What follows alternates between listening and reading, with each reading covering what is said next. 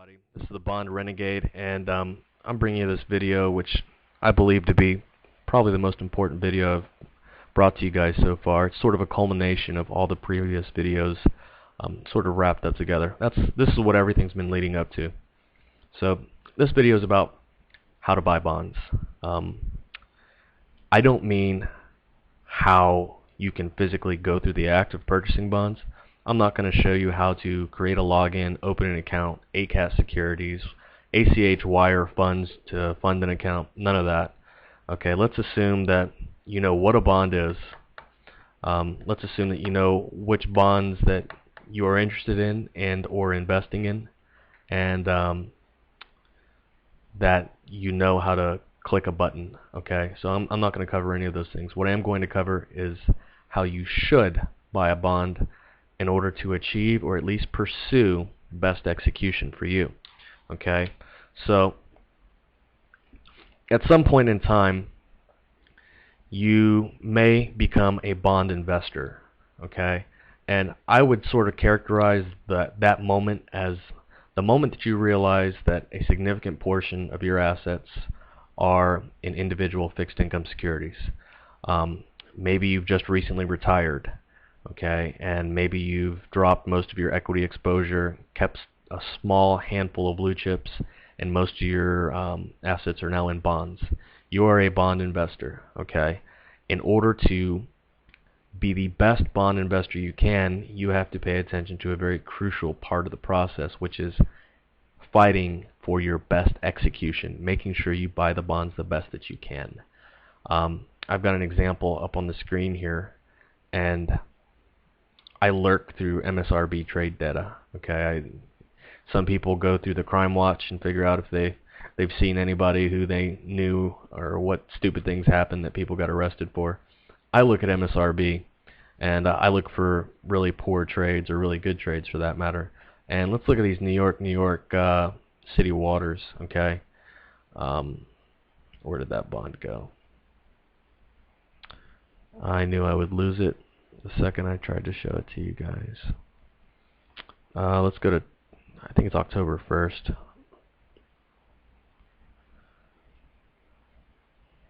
Send one. Where'd it go, folks? There it is. 101 and 3/8. This customer sold 5 bonds at 101 and 3/8. Well, some people will say, hey, Bond Renegade, you know that that bond's going to get beat up on the bid because they only bought 5 of them. They bought the worst odd lot transaction they possibly could. Well, guess what? Someone else bought 5 or sold 5 bonds when they sold 5 bonds that same morning, and they got over 8 points better. So that's $80 a bond and 5 bonds. So if $400 matters to you, then so should this material. So I'm discussing best execution, and I got to tell you, we're not talking about which bond to buy. All of these people who are retail investors purchased this same bond. So at one point they decided this bond had a place in their portfolio, or their broker decided, or their advisor decided, and they bought them.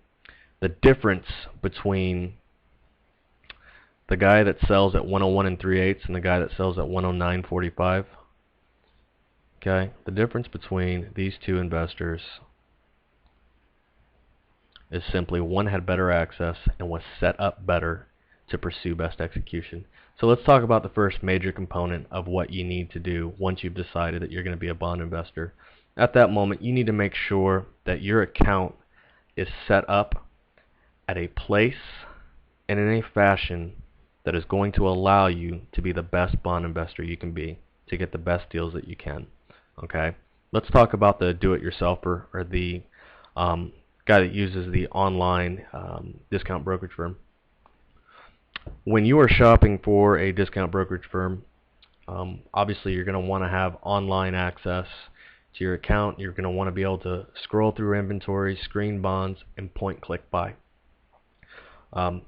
What additionally you want to make sure of is that if you see a better deal on the street, so if there is another dealer in the interdealer marketplace that is offering the same bonds or a very similar bond better than your current brokerage firm is offering you, you want to make sure that you can either call their trade desk to have them pick it up, or that you can electronically input that order and make sure that they'll fill you at that better rate. A lot of people don't realize that you can do that. You can, you wouldn't know it if you didn't ask. So certain firms will allow you to do that, some won't. So you're just going to have to ask. I know of a few. If you guys have any questions or comments, please just throw them in my comment section and I'll message you back. But that's for the online do-it-yourselfer, okay? The guy that uses a commission broker or a broker-dealer, so pretty much the same thing there. They're going to have maybe internal proprietary inventory offerings that they'll show you. You want to make sure that you give a healthy sense of competition to their offers by saying, hey, you're showing me your bonds, but what about the rest of the street? If I find bonds better away, are you going to be able to go and pick them up for me? Maybe you charge me a little bit, but if I find them much better, can I go to the street and buy them and you deliver them to my account? And that's important because if you're buying bonds through a brokerage firm and their trader has prop positions, let's say the market went sour on them, they own that bond. It's up to them to try and recoup their cost. So if they can get out of the bond by selling it to their brokers who will sell them to their clients, that would be you, and recoup some of their losses, even though the bond is trading at a much better rate in the marketplace, they're going to attempt to do that unless you know that the bond is priced better elsewhere, you know how to find it, and you can direct them to go pick it up. So when you're interviewing a broker, make sure that if you're going to be doing a lot of bonds, or that's where most of your money is, that you're going to get the best deals possible. And that's something you should ask your broker-dealer or the broker that handles your account. So if I find something better, can I direct you to pick it up, or are you going to try and force a bad position down my throat if that's all you have? Okay? So let's talk about, last but not least, the guy who will use a registered investment advisor. So your assets will be held typically in an independent custodian. Advisors won't normally custody your assets. I don't know any that do. So you need to make sure that the advisor has the ability and visibility to, one, see the street and work with the street, so that they're aware of the interdealer market and that they can work with those guys, and also that the custodian that they use will allow them to deliver the bonds to your account. Not all custodians will allow them to do that. In fact, a couple of custodians will make the advisor purchase bonds from that desk or from their own inventory desk to deliver to your account. So it kind of takes some of the objectivity out when they do that, but this does happen. So make sure that you can do that easily as well. Sometimes they'll allow it in special circumstances. I've seen some brokerage firms, or custodians rather, that don't like to allow outside assets in, but I've seen them make exceptions when the investor made a big enough fuss. So it can usually be done, but you don't want a whole lot of hassle in trying to accomplish this.